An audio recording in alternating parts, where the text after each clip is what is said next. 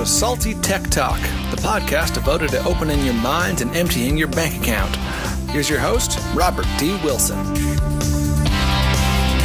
Hello and welcome to Salty Tech Talk. I'm your host, Robert D. Wilson, and this is my tech podcast.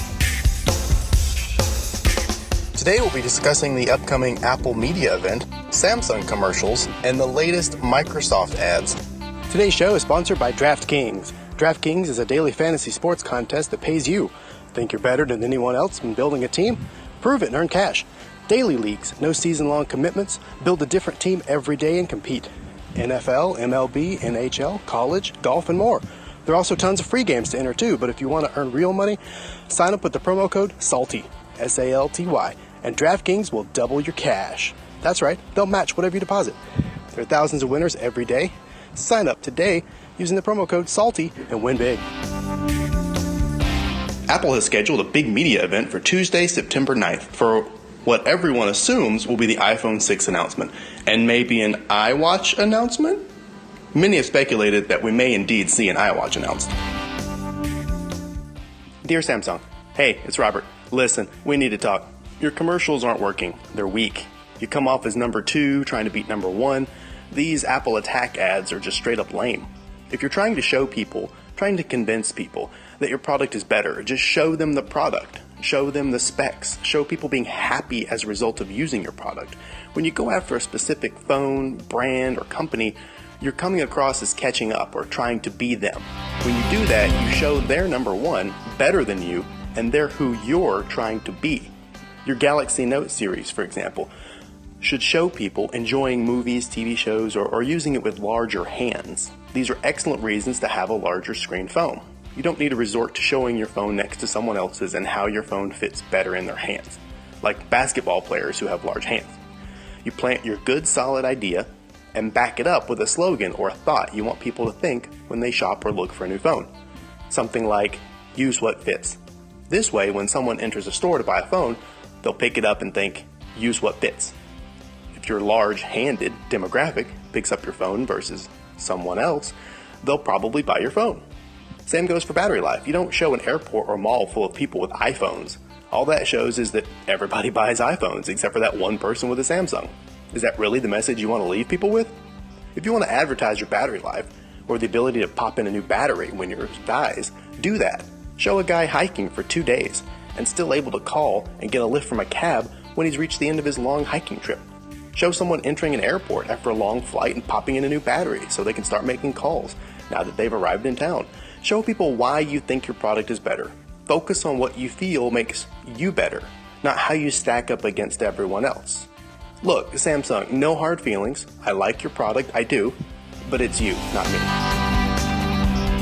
Get excited, Android. There's great news. NVIDIA will drop the first 64-bit ARM processor for Android. NVIDIA has shown off their new Tegra K1 64-bit system on a chip codenamed Denver. This new mile-high CPU, combined with their 192-core Kepler architecture-based GPU, will create a fully ARM V8 compatible processor that is also pin compatible with the 32-bit Tegra K1 processor. This will make for faster adoption. The 32-bit Tegra K1 mobile processor is already praised for bringing amazing performance and true console-quality graphics to the mobile space. It already beats every other ARM system on a chip in GPU performance benchmarks. Now, 8 months after unveiling Tegra K1's 32-bit version, they're providing further architectural details of the chip's 64-bit version. With this exceptional performance and superior energy efficiency, the 64-bit Tegra K1 is the world's first 64-bit ARM processor for Android and completely outpaces other ARM-based mobile processors. Denver is designed for the highest single-core CPU throughput, and it also delivers industry-leading dual-core performance. The Nexus 8 is the first device expected to take full advantage of this new chip, but get excited because there may be a landslide of products using it as early as this fall. Microsoft has released 3 new TV ads comparing the Surface Pro 3 to the MacBook Air. They actually look pretty good. They're very slick, very minimal. It just shows one next to the other. They'll show a guy next to with an iPad Air next to a guy with the new Surface Pro 3, which is a really nice, slick new tablet. I'll give them that. Microsoft has a fully functional operating system on a laptop, which can be good, can be bad. I think a tablet should have more of a minimal interface and should be more mobile-based. Trying to cram an entire operating system, a fully functional operating system on a tablet just doesn't seem right. It seems like they're trying to do too much when they could probably get a lot more done with just their live tiles, which I do like. So you can just pull up the live tiles, flip through, and then grab what you want. Kind of like icons on your Apple products. And it does have a detachable keyboard.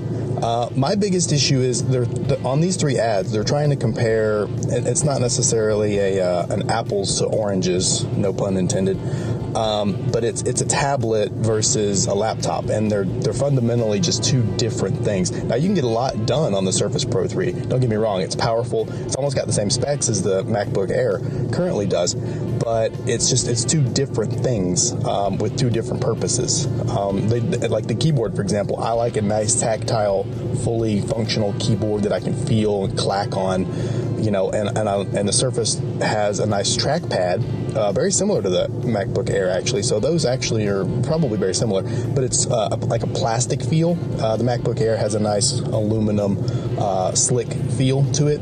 Feels a little more polished and robust. The MacBook also has it's coming out with a Retina display, but I don't think they've announced that yet. The display on the Surface Pro 3 is very, very nice, actually, for what it is. And they're almost the same size. When you fold the clamshell MacBook Air and look at that thickness versus the Surface Pro 3, it's actually very similar. They show the keyboard on the Surface Pro 3 a lot. They click it on, they prop up the